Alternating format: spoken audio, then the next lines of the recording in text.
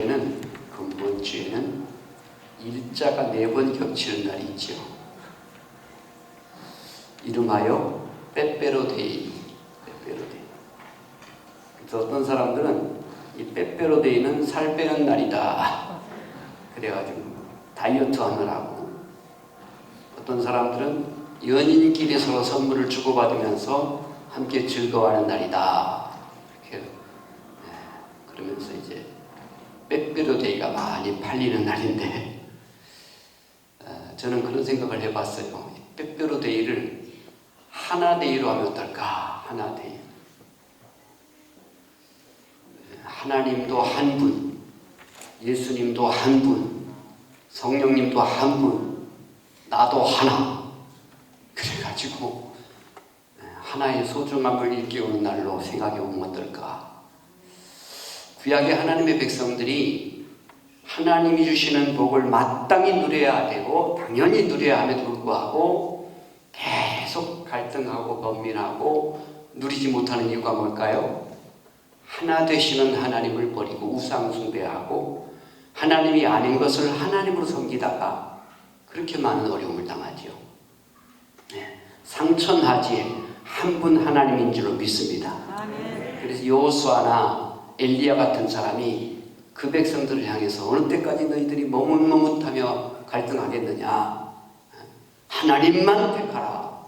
나와 내 가족은 하나님만 섬기리라 결단하는 모습을 보시잖아요. 자, 예수님 구원자는 오직 한 분입니다.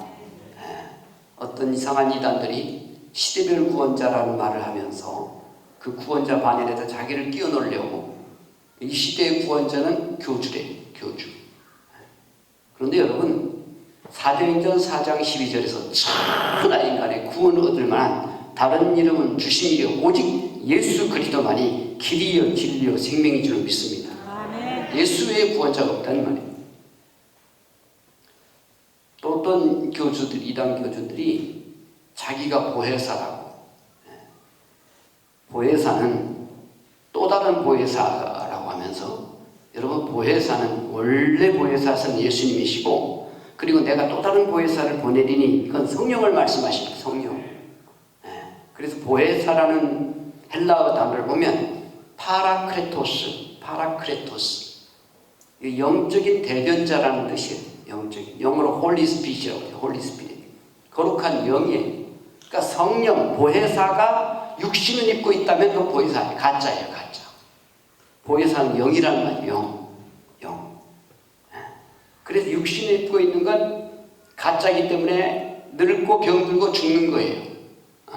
안 죽는다는 사기치지만 영생교 조이성도 안 죽는다고 했지만 죽었고, 또 뭐 이만희 씨도 안 죽는다고 하지만 그거 죽을 거예요. 얼마나 지금 늙어가지고 제대로 자기 몸도 하나 가누지 못하는 사람이 얼마나 있으면 죽는 거예요. 보혜사가 아니에요. 보혜사가 아니에요. 사기예요, 사기. 오직 성령은 지금 우리와 함께 하신 영이신 성령 한 분인 줄로 믿습니다. 그리고 또 천하에 약한 이 지구상에 70억 인구가 있는데 나라고 하는 존재는 단 하나잖아요. 그 누구와도 비교될 수 없는 독특한 아주 창조의 걸작품인 하나님의 형상대로 지음받은 나, 천상천하의 유아 독존, 나야 나. 그러니까 11월 11일 빼빼로데이를 저는 그 생각해 본 거예요. 하나님도 한 분, 예수님도 구원자도 한 분, 성령님도 한 분, 나도 하나. 그래서 하나데이로 하면 어떨까? 뭐 여러분 하고 싶으면 하고 말고 싶으면 말아도 괜찮아요. 내가 그냥 생각하는 거니까. 저 남전도에서 광고 하나 해달라고 깜빡했어요. 오늘 예배 후에 교회 한번 전체 돌아보시면서 대청소 하신대요. 제일 남전도의 주제로. 그래서 12시쯤 끝나면 댁에 가셔서 식사하시고 1시쯤 옷도 갈아입고 교회로 시간 되시는 거 오셔서 같이 합력하시면 감사하겠습니다. 특별히 이번 주가 이렇게 하나데이가 있어서 빼빼로데이가 있어서 감사하게도 우리 신세대 아파트 앞에 GS 마트 하시는 이영선님 또 이영수님께서 빼빼로 선물을 하나씩 다 주신대요. 가시면서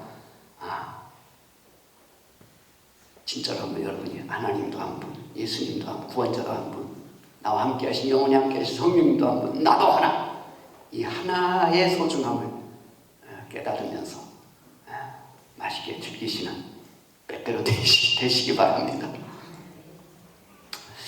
오늘날 우리가 읽은 이 사도행전은 초대교회가 어떻게 세계 종교로 퍼져나가는가 하는 것을 보여주는 과정에 있습니다. 과정. 사도행전의 1장에서 28장까지 전체 주제는 1장 8절이거든요. 오직 성령이 너희에게 임하시면 너희가 권능을 받고 예루살렘과 온 유대와 사마리아 땅끝까지 이르는 데 증인 되리라. 그 말씀이 이루어지는 과정을 보여주는 게 오늘 11장입니다. 예루살렘에 시작된 복음이 어떻게 온 유대, 사마리아, 심지어 이제 이방인에게까지 퍼져나가는 것인가를 보여주고 있습니다. 이 말씀을 통해서 오늘 우리에게, 이 시대에 살고 있는 저희들에게 주시는 하나님의 메시지가 무엇일까? 그것을 받고자 합니다. 첫째는요, 환난을 승리로 바꾸는 사람들, 다른 말로 하면 전화위복을 만드는 사람들, 인생 역전을 만드는 사람들, 이 사람들을 볼 수 있습니다.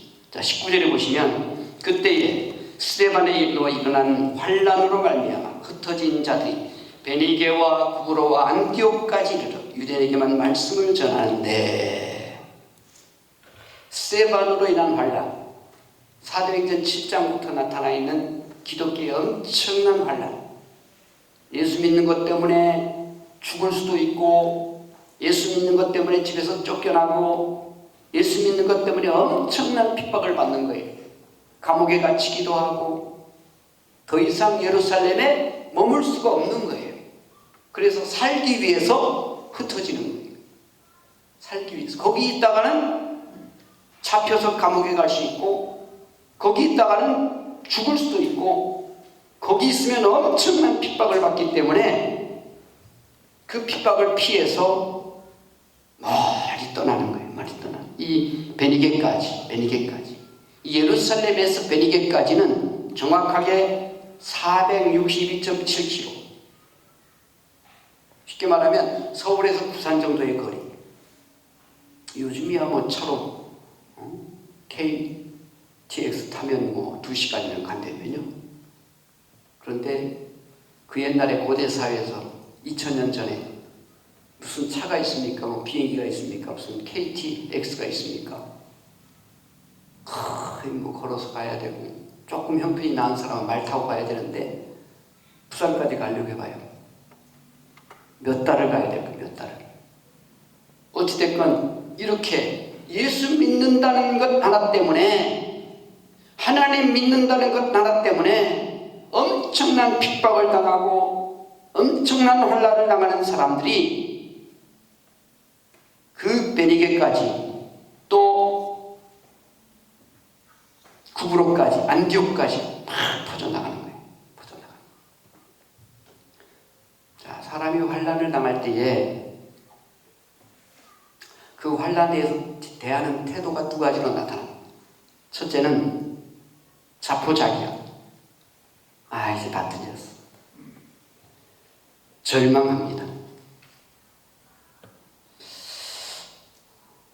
너무 엄청난 환난으로 인해서 자기 인생을 아주 포기하는 사람도 있습니다. 아주 심하면 자살까지요, 자살까지. 내 길은 참 이제 막혔다. 더 이상 소망이 없다. 그런데 두 번째 부류의 사람들은요, 이 환난과 이 역경을, 이 고통을 승리의 발판으로 삼는 사람들. 여러분, 신앙인의 가치가 어디에 있습니까? 바로 후자에 있는 거예요. 후자에. 예수 믿는 사람들은 동서남북이 다 막혀도 하늘이 있다. 하늘. 어떤 상황과 환경이라도 나를 사랑하시고 나를 붙들고 계시는 그 하나님 바라고 기도할 수 있단 말이죠. 이 안디옥까지 핍박을 받으면서 흩어진 이 사람들이 거기 와가지고요, 하나님의 교회를 세우면서 오히려 핍박이 더 영광스러운 복된 것으로 바뀌는 거예요. 그래서 이 사람들이야말로 정말 신실한 믿음의 사람들이고 참 신앙의 사람들이었다. 환난에 주저앉지 아니하고 환난에 포기하지 아니하고 예루살렘에서 환난을 당할 때에 그래 안 믿으면 그만이지, 교회 안 나가면 그만이지, 예수 안 믿으면 그만이지 라고 하면서 자기 영적인 영원한 생명을 포기하는 게 아니라 오히려 그 멀리 흩어졌을지라도 그곳에서 영광의 복음을 증거하며 하나님의 나라를 세워가는 엄청난 역사를 볼 수 있단 말이죠. 사랑하는 성도 여러분, 우리가 삶을 살아가면서 여러분의 삶에 닥치는 환난과 시련과 고통이 있을 때 어떻게 대하십니까? 이 환난 때문에, 이 고통 때문에 절망하고 낙심하고 좌절하는 사람이 아니라 오히려 그 환경을 극복하고 그 환경을 통해서 오히려 한 단계 더 업그레이드 되어지고 더 믿음으로 새롭게 세워지는 그런 신앙의 사람들 되시기를 축복합니다. 여러분 잘 아시는 프랑스의 유명한 문호가 있습니다. 빅토르 위고라는 사람. 이 사람은 나이 48살 때 게르세유 섬의 감옥에 갇힙니다. 거기서 20년 동안 유배 생활을 해요. 나이 48살에 들어가서 68살에 나오는 사람. 많은 사람이 야 이제 그 사람 끝났다, 그의 문학적이고 정치적인 모든 생명은 다 끝났다, 아무런 영향력을 끼치지 못하고 이제는 별거 아니다, 20년 동안 그 섬에서 갇혀 있으면서 뭐 별다른 특별한 게 있겠는가. 그런데 여러분, 이 게르세유 섬에서 그는요 20년 동안 유배 생활 중에 하나의 작품을 씁니다. 인류 역사에 길이 남을 명작을 쓰는 겁니다. 그 소설이 바로 라미제라고, 짱발장으로 아주 잘 알려진 라미제라고 하는 소설. 이 사람이 그 고통 중에 쓴 거예요. 좋은 환경에 쓴 게 아니에요. 그런가 하면 여러분, 토스카니라는 유명한 지휘자가 있습니다. 그럼 어느 날부터 눈이 잘 안 보이기 시작, 눈이 나빠지기 시작하는, 안 보이기 시작하는, 마침내 악보를 볼 수가 없을 만큼 나빠져 버렸어. 악보를 볼 수가 없으니까 연주를 제대로 할 수가 있겠습니까? 지휘는 더더군다나 할 수가 없습니다.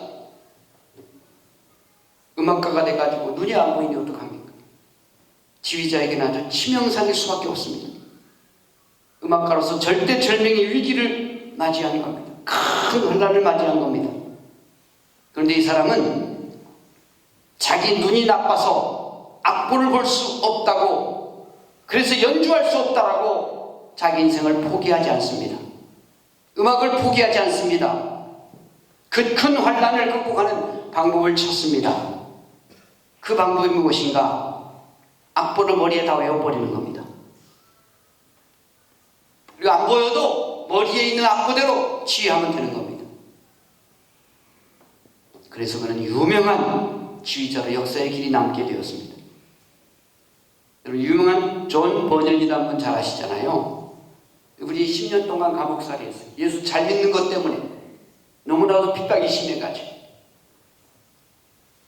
그런데 10년 동안 감옥살이 하면서 그는 인류 역사상 길이 남을 기독교 소설 철로의 역정이라는 작품을 남겼습니다.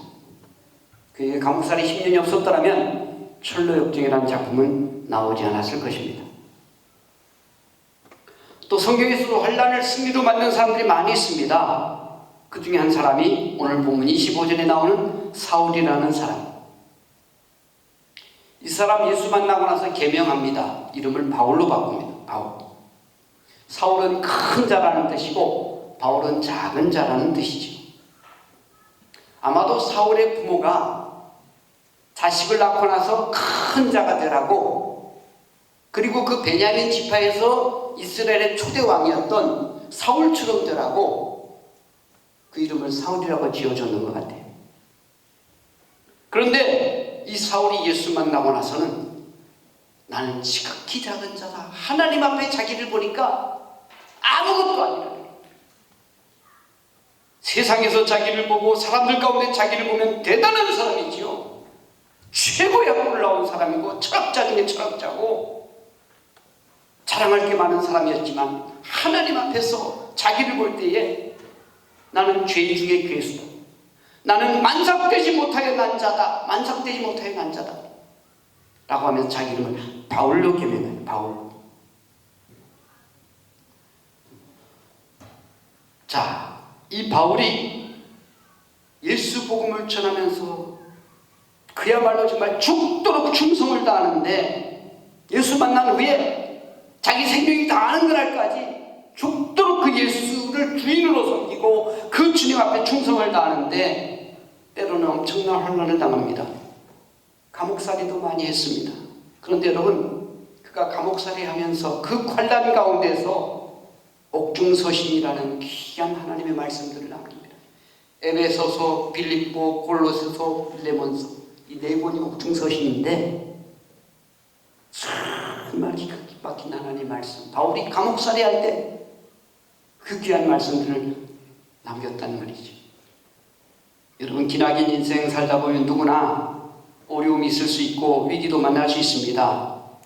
이때 낙심하지 말고 좌절하지 말고 하나님의 은혜로 전화이복, 인생 역전, 환난을 승리로 바꾸는 그런 삶이 되시기를 축복합니다. 두 번째로는 본문을 통해서 얻는 것은 예루살렘에서 도망간, 그래서 이방인 가운데 살아가는 이 사람들의 이 성도의 삶의 모습입니다. 21절 22절에 보면 그 중에 구브로와 구레네 몇 사람이 안디옥에 이르러 헬라인에게도 말하여 주 예수를 전파하니 21절 주의 손이 그들과 함께 하심에 수많은 사람들이 믿고 주께 돌아오더라.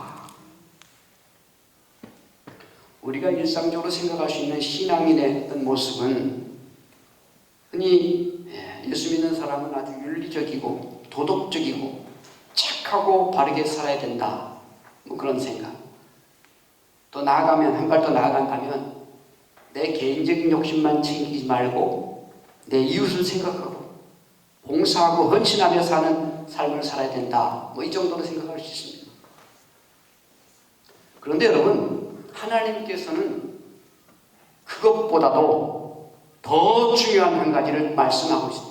더 중요한 삶을 말씀하고 있습니다. 더 우선순위가 뭔가를 말씀하고 있습니다. 진짜 예수 믿는 사람에게 1번이 뭔가를 말씀하고 있습니다. 그건 뭐냐면 복음 증거하는 삶, 예수 전하는 삶. 여러분, 교회 다니면 헌금도 하고 충성하고 봉사하고 또 이렇게 이것저것 잘 감당하고 그러면 참 좋은 신자다라고 말할 수 있지만 그러나 100점은 아니에요.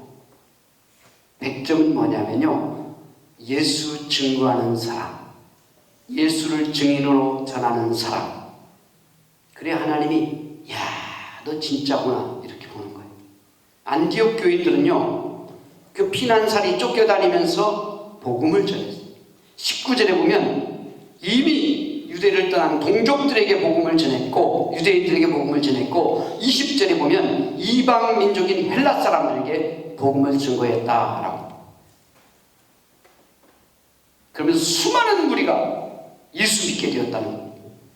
더 나아가서는 이 바울과 바나바를 파송해서 세계 선교를 하는데 이 안디옥 교회가 큰 기여를 하는 겁니다. 자, 여기서 우리는 참 이 안디옥 교회 신자들의 위대함을 다시 보는 거예요. 스데반의 그 핍박으로 인해서 쫓겨나는 사람들, 몸둘 곳이 없는 그 어려운 사람들이 그 쫓겨난 현장에서 교회를 개척하고, 그리고 사람들이 모이니까 그런 소문이 예루살렘까지 들리니까 예루살렘에서 바나바를 파송해주고, 바나바는 또 사울을, 아직도 그때는 사울이 계명이 안 돼 있는 상황, 사울을 데려다가 그 교회를 말씀을 가르치면서 든든히 세워가는 그런 모습을 볼 수 있지. 목회자가 없던 이 안디옥 교회에 그렇게 바나바 같은 훌륭한 목회자가, 바울 같은 그렇게 훌륭한 목회자가 교회에 세워진 것에 대해서 얼마나 감사한 일이겠습니까? 그런데 거기서 끝나지 않고요, 자기들이 힘을 모아서 그냥 함께 마음과 뜻과 정성을 모아서 이 바나바와 이 바울을 세계 선교를 향해 또 파송하기도 하고 놀라운 역사를 이뤄가고 있는 것을 보게 됩니다.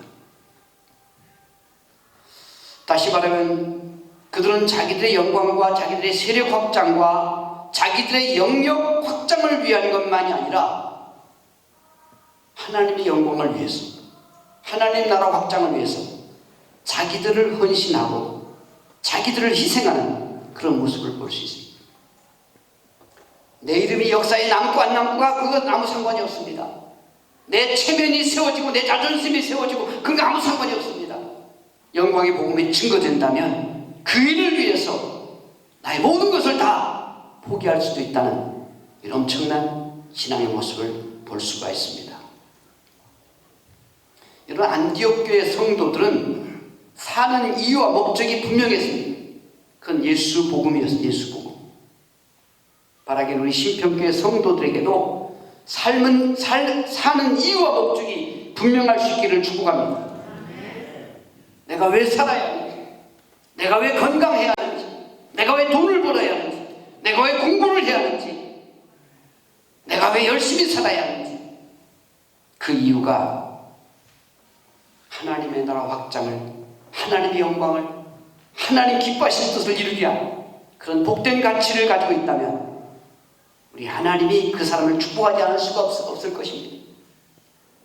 여러분, 안디옥 교인들은 비록 환난과 핍박 가운데서 고향에서 쫓겨나고 이방인 가운데 살아가고 있을지라도,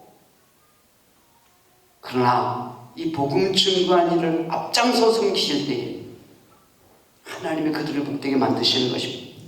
사랑하는 성도들, 어떤 상황에 어떤 처지에 있을지라도 예수 복음 전하는 일을 내 삶의 목적으로 삼고 살아야 하는 이유로 삼는다면 하나님이 모든 환경을 이기게 하시고 또 모든 환경을 바꿔주시고 복되게 하시고 승리케 하실 줄로 믿습니다. 이 본문을 통해서 한 가지만 더 우리가 생각할 것은요, 이 사람들은 희망을 만들고 희망을 전하는 사람들. 오늘 보면 26절 하반절에 보면 안디옥에서 비로소 그리스도인이라 일컬음받게 되었더라. 당시 그리스도인이라는 표현은요, 요즘처럼 고상한 표현이 아니에요. 약간은 경멸하는 그런 표현이거든요. 예수쟁이들, 예수에 미친 것들, 그런 멸시받는, 천대받는, 욕하는 그런 표현이 크리스찬이라는 표현이거든요. 여러분, 그렇다면 안디옥 교회,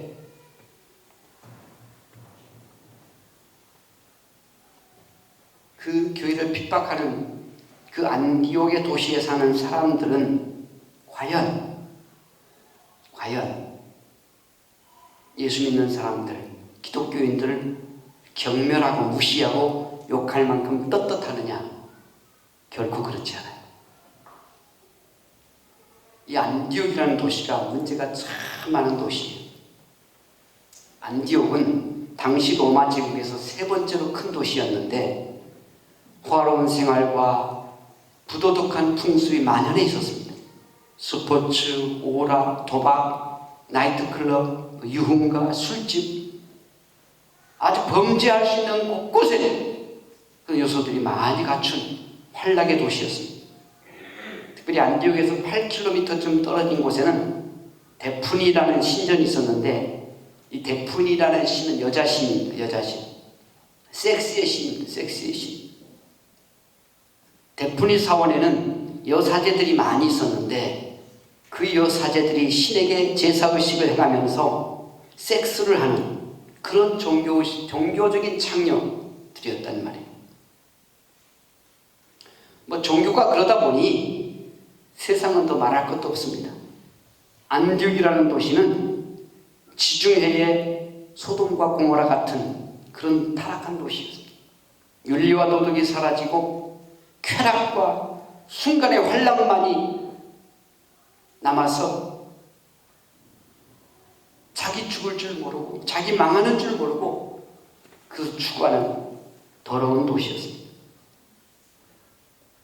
그런데 놀라운 것은요, 바로 이러한 환락과 타락의 도시에서 그리스도인, 예수 제기들, 크리스찬, 예수 믿는 사람,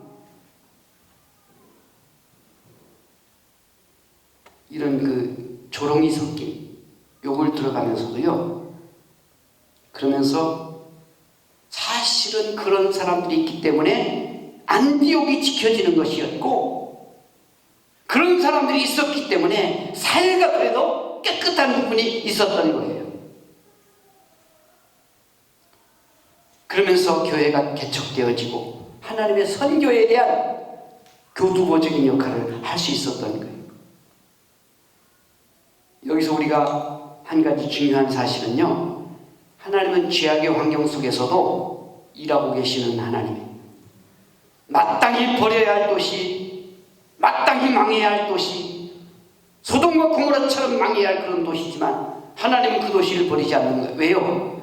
안디옥교회 신자들이 있잖아요. 사실 소돔과 고모라 성도요, 아브라함이 기도하잖아요. 의인 5명만 있어도 내가 이 성을 멸하지 않아야 돼. 5명 맞나요? 50명에서 쭉 내려오다가 10명에서 끝나요. 그렇죠? 의인 10명만 있으면 이 성을 같이 그 의인들을 그들과 함께 멸하시겠나이까? 하나님이 아니다. 의인 10명만 있어도 내가 그 성을 멸하지 않아야 돼.